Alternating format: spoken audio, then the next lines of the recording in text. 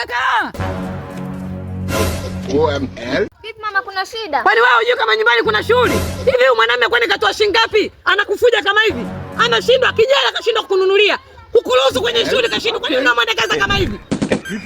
Mama, kwema wageni? Sina shida kwa mama yako. Kwani wewe unajua nyumbani kama kuna shughuli? Wewe umemsikia mama yako akisema? Ndio mume wangu. Lakini mume wangu kweli, hususan mama anachokiongea.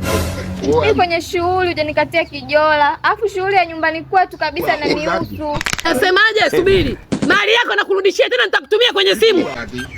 Kwa hiyo mama yangu umetoka huko na moto sababu sijamruhusu kuja shughulini. Unataka kunirudishia mali yangu. Ndio maana yake. Haina shida, naomba dakika. Yaani fanya haraka sana, sio dakika moja, hata ikiwaje. OML. Okay. Ngoja kwanza. Mmeusa mbona hivi? Mbona karatasi? Mwache akupe bwana, sukuma maisha bwana.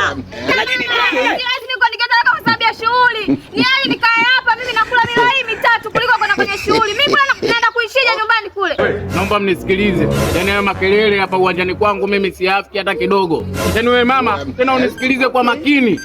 Yaani mimi mwenzo akili yangu mbovu. Yaani wewe ningekutia hata makofi ungekuwa sio mkwe wangu wewe. Kwa sababu akili huna. Hakuna mzazi anayekuwa mjinga kama wewe. Yaani kisa hajaje shughulini mwanao wetu uje kunifokea mimi.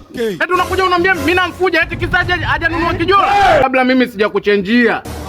Sijakuvunjia heshima. Umuache huyu hapa hapa sehemu ambayo anafujwa au umbebe uondoke naye na talaka yake mkononi na hela yangu unanitumia sasa hivi. Basi baki naye. Baki naye. Baki naye. Shauri yako.